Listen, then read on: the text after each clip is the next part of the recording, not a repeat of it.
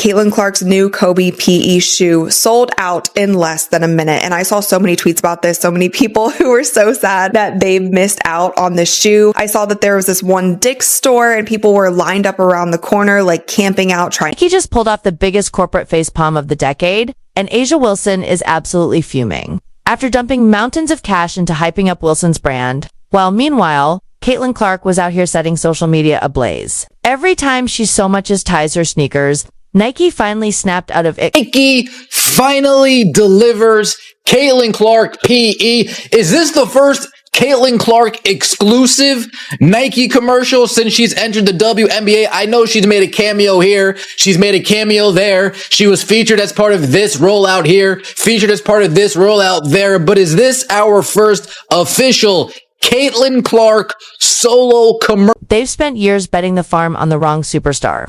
Now reality has smacked them upside the head. And as they pivot toward the woman who actually makes cash registers sing, Wilson's throwing a meltdown that's downright theatrical. Because let's be honest, this drama isn't just about fancy sneakers. It's Nike basically admitting they wasted years pushing the wrong face, while Clark's presence alone makes their website crash harder than your grandma's Facebook feed. If you support Caitlin, then comment baby goat down below. Let's go. And was thought to be a colorway made just for her up until just a couple days ago, where Nike's official images of the shoes got leaked and the announcement was made saying that everyone will now have a Let's break out the receipts, because numbers never sugarcoat. AJaWilson's kicks. Sure, they launched with a lot of hype, but reports are saying there's still pretty much plenty of stock, that it's soon bound for the clearance rack. Meanwhile, CaitlinClark waltzes in, launches a Kobe collaboration before she even has her own signature line, and 13,000 pairs vanish in roughly a minute. Not 5, not 10, literally 60 seconds. It wasn't a product drop, it was a feeding frenzy. Oh, I don't think I'd be in the wrong to say CaitlinClark's Kobe is the sneaker of the week, and everyone's focus is mostly on this one. If you really wanted that shoe, I hope you put your footwork in, because there's supposedly only 13,000 pairs on Sneakers App tomorrow. Combine that with a really high resale value, I expect this shoe to be a relatively difficult comp.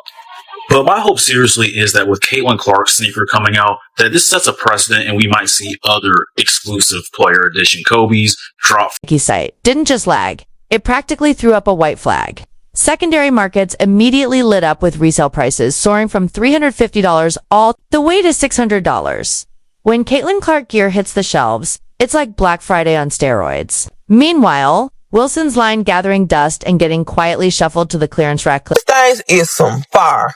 I'm telling you, where there's smoke, there is fire, and these things is hitting so hard. And who got a bot? Who a shoe plug?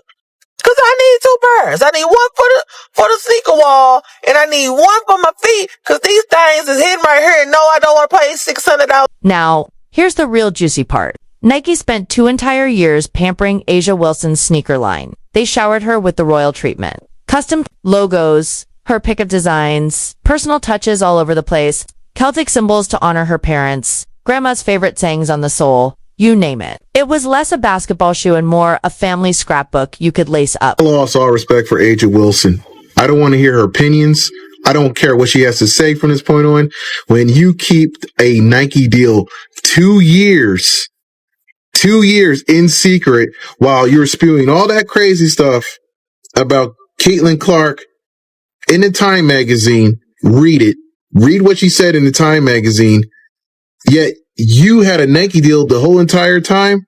Meanwhile, Caitlin's still rocking repurposed Cobes. No personal logo, no signature line yet. And somehow, they outsell Wilson's handcrafted masterpieces by laughable margins. Nike gave Wilson every toy in the chest. Yet Clark's handmounts break the internet without even trying. It's almost tragic. So it's finally here. CaitlinClark sneakers from Nike is finally dropping. She was signed to them last year, and the sneakers is a year late in my opinion, but nonetheless, I'm excited because these sneakers is finally coming out. But what does annoy me a little bit is that this is a collaboration with Kobe. Now, Kobe, respect to Kobe, the legend, rest in peace, great basketball player. But in my opinion, CaitlinClark is a big enough star and she's creating her own legacy. So I feel like, at least for her first sneaker, it shouldn't be a collaboration with any other player, dead or alive, in my opinion. I feel like Caitlyn should have, for her first shoe, had her own original design just for her. And we've got to talk about the giant pink elephant in the room. AJaWilson's Me First energy. This is a woman who's been hustling harder for personal accolades than most politicians during election season. She finally got her custom kicks, her mysterious logo that nobody understands, her fancy Nike commercials even directed by Malia Obama, and she still acts like the universe owes her more applause. Meanwhile, CaitlinClark just steps onto the court, drops a casual 30-footer, and oops, she's Nike's biggest female cash cow since AJaWilson's out here loudly demanding her flowers. While Clark quietly builds her empire just by existing and being awesome at basketball. And all this was done while the shoe's being developed, while the collection's being done. To demonize CaitlinClark and try to label her as a privileged white girl that's getting all the privileges, even though she earned everything she got. This ain't about color. This is about good and bad. And I find this a little evil. I find this evil. This is beyond bad, because you had the ability to speak up and say, hey, everybody, relax. Don't get on CaitlinClark. She got a shoe deal. That's cool. I got one too. Mine's taking a little bit, but it's going to come out. Just be patient. She could have came out and said that, but she didn't. The best part, Nike tried so hard to make Asia happen. They cut her a $20+ million extension, built entire ad campaigns around her supposed diamond in the rough persona, and hyped up her story like a telemarketer on a caffeine binge. But guess what? You can't fake what Caitlyn naturally has. Clark inked her own 8-year, $28 million deal and instantly became Nike's most powerful female brand without them lifting a single extra marketing finger. Every time she hits the hardwood, in Nike gear, it's like a multi-million-dollar commercial.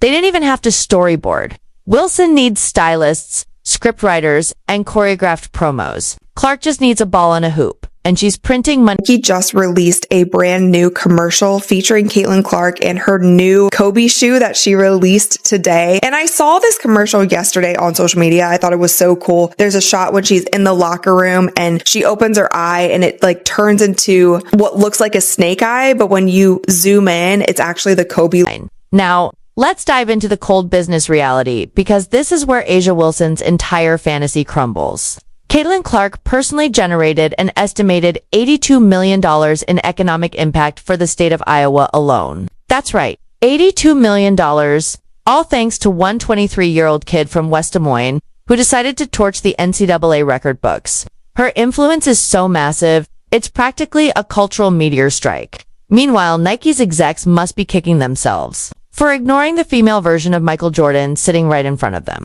while they tried to sell us a different story with Wilson. The writing was neon bright from day one, but Nike was too busy checking boxes on their social justice spreadsheet to see it.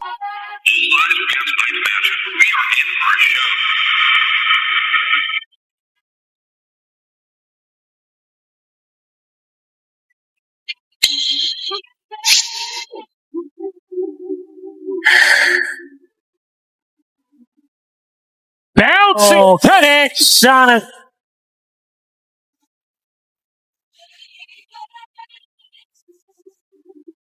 Lays it in on a delectable dime for CaitlinClark.